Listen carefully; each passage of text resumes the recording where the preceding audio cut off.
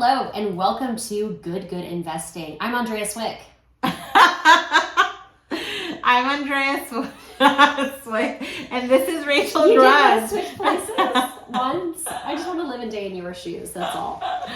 I think your life is probably way more exciting with your runway shows. Oh my God, my runway. It's so glamorous. You should see my house right now. I just moved yesterday and it is a train wreck. I don't even want to go home. I would rather sleep in my car than inside my house right now because it stresses me out so much. I'm just like you. Yeah. But you know what I did? I planned a housewarming party a month after my move-in date, which you're coming to, I think. Right? Yeah. The Halloween party. Yeah. And I did that purposefully because I'm like, I will live in It's a deadline. It is. I'm like, I will literally make a fort out of the boxes in my home and just live under there for years if I don't like plan something where I'm like, okay, I have to unpack, I have to get organized. So it was tactical.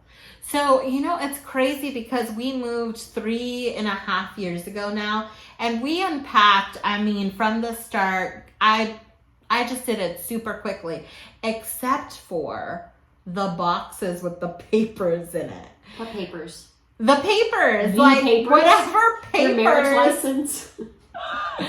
I literally have a few boxes of albums, pictures. Remember albums? No, never heard of it. You mean like a Facebook album?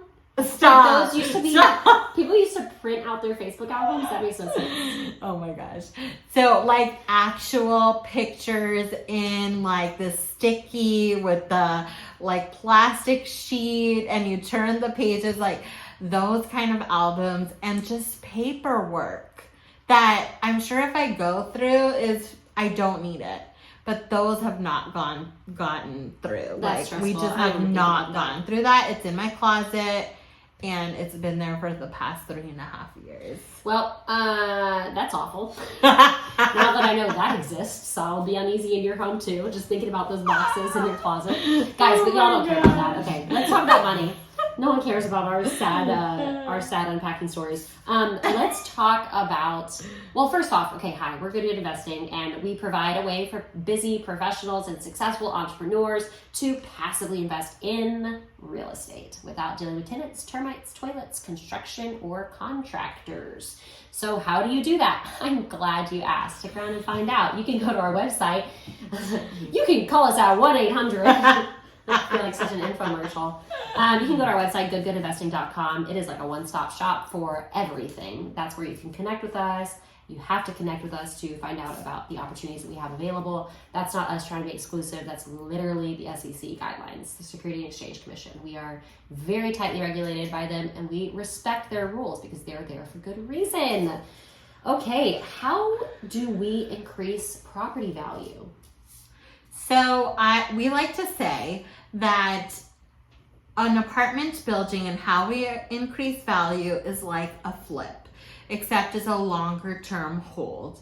So we buy an apartment community that maybe hasn't been managed that well, maybe it's outdated on the inside, bad colors on the outside, maybe there's no dog park or no playground. We go in and we look for ways we can add value to make it a better place to live for our community, for the apartment community. That's right. And and here's the thing. Everyone has a lease, right? So it's not like we can just buy the property and then tomorrow raise all the rents $50. That's just not possible because you can't just raise somebody's rent in the middle of their lease term.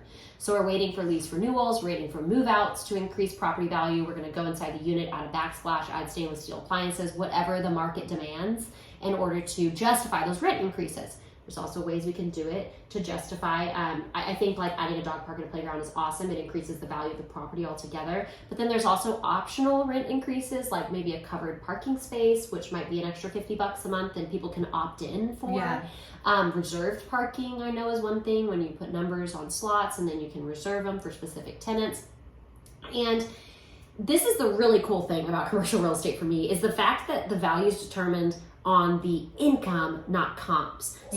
So we have so much control over what the value of the property is. We can force appreciation a lot faster by minimizing expenses and increasing rents. And just for some easy math here, now I'm not gonna get into the granular details. I need a whiteboard and a bigger brain, but But say we were to increase rents overnight, just that doesn't happen, but say snap your fingers and all the rents in a 200 unit apartment complex are increased by $50. Just $50.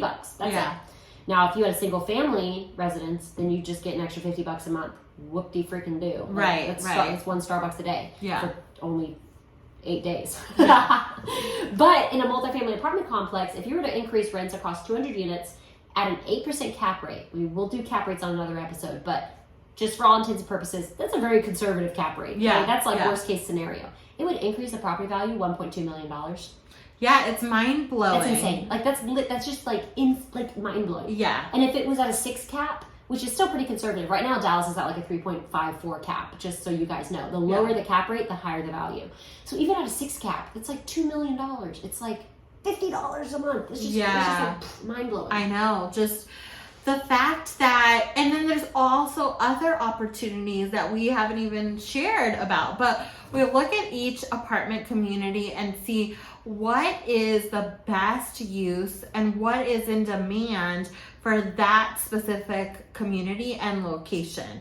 And we look at everything around it and we say, okay, they're using stainless steel appliances or they have a playground. Let's see what they have in their rent. And then we use it as a comparable. But like Rachel said, it's a comparable in a different way. It's all about the income that we can produce. One of the ways that we didn't mention was adding like a tech package. So it's like a win-win where the tenants get to have an ease of Wi-Fi and like getting the internet to them in an easy way, like from day one. They don't have to be there when, like the internet guy comes or anything like that.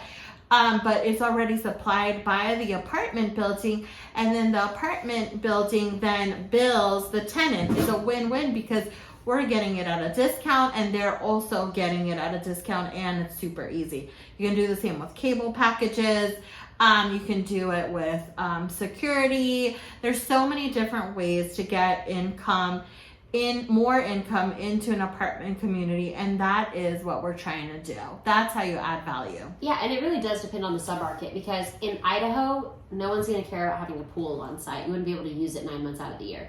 But in Florida, do both of our properties in Florida have pools, or just? Yes, both do. Mm-hmm. So in Florida, pool's a huge sell. Yeah. So somebody might pay a little bit more to live in a complex with a pool, right? Or they might be more willing to stay there, right? So it really just depends on the submarket and like what it demands as far as like, so that's when we look at comps, we'll look at like, hey, what does this property have? What's like a driving demand factor there for tenants? What do they love there?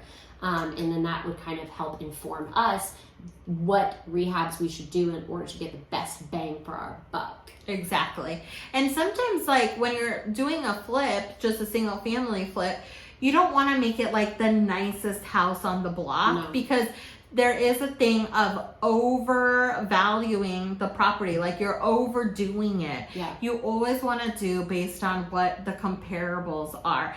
And when I do flips, like I tend to like really try to target like the short-term Airbnb style property that's super beautiful, but you don't have to do that. You don't want to overdo it on the remodel. You want it to be just in line with what you're doing. And here's also a great strategy that we employ. We never do 100% rehabs. Like we never just go in and rehab the entire, like all 200 units. Yeah. And I'll tell you why. In order to sell it quickly on the back end and for a good price, there needs to be meat on the bone for the next investor, because another investor is going to buy it from us, and then another investor is going to buy it from them, and it just keeps on going on and on and on like that forever. So I think like majority I've heard is like 75% is like how much of the rehab you want to do, because you want enough on the bones that the next investor can see that they can also do a value add to increase the value. Right. So I think if you were to totally do up a property, it actually wouldn't be that great on the back end to sell it. It'd be hard to sell it essentially.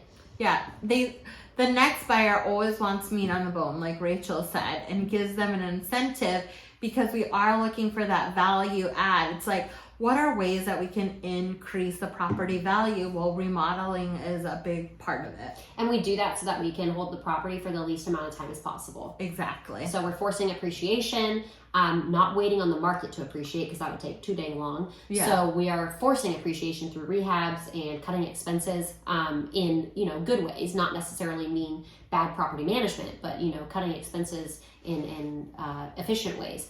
And then we can force appreciation and sell that dang thing as fast as possible. Get your money into something else. Yeah, and the other distinction between single family flips and then the apartment community and buying that through a syndication and the flipping idea is that with a single family home, you cannot rent it out while you're flipping. So you're not making any money during that remodel. That's a good point. Yeah, but with multifamily, you're able to still get that cash flow and that rent from the tenants. Oh, yeah.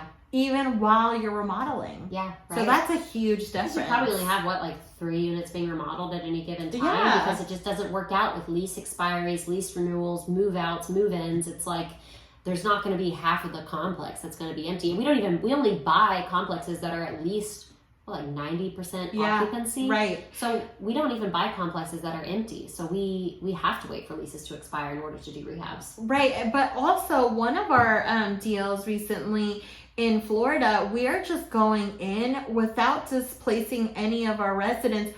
We're going in and we're changing up the cabinets, we're painting, or there's just light remodel that we're doing in a short amount of time. And we're not displacing anyone. So we're able to add the value in the unit and we're still getting the cash flow and they don't even have to move out. That's awesome. If they opt in for that, that's amazing. Yeah. Yeah. There's no one way to skin a cat. There are so many ways to get creative with rehabs and how we increase property values. And that is why I love our general partnership team because they're so awesome and their business plans are amazing. And as a passive investor, you actually get to know exactly what our business plan is.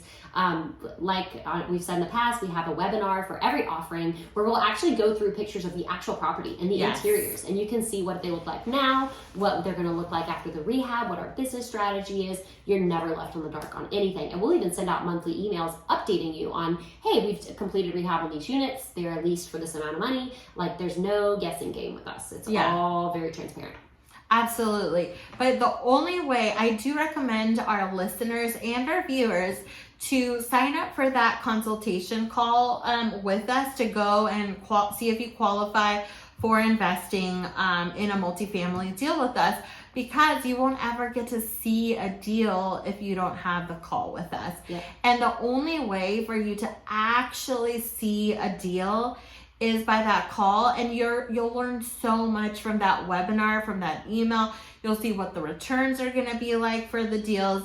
So I suggest to get on a call with us. That's how you learn even more. Yeah, exactly. And we're not asking you to get on a call because we want to steal your information and sell it to someone. Nothing like that. No. We just literally, we just have to. We have to have a conversation. We want to, right? We want to have a conversation with you. We want to know our investors intimately because we hope to partner with you on multiple deals over the next decade. But we also just need to make that connection to satisfy the SEC rules that we have. And we do that because then it allows us to accept non-accredited investors in our syndications. Mm-hmm. If we were advertising our deals publicly, we would not be able to accept non-accredited investors, which would mean a lot of our friends and family and potential investors would not be able to invest in our syndicates. So we do that to benefit you. And we just want to make it a safe place for you to put your money, and we want it to be as exciting as possible too. So yeah, let's connect. Let's talk. Absolutely. We look forward to chatting with you. Yes, you can go to goodgoodinvesting.com. Everything's right there. If you ever have any questions, you can reach out to us at goodgoodinvesting@gmail.com. Until next time, Andrea, don't invest good. Invest twice as good. Bye.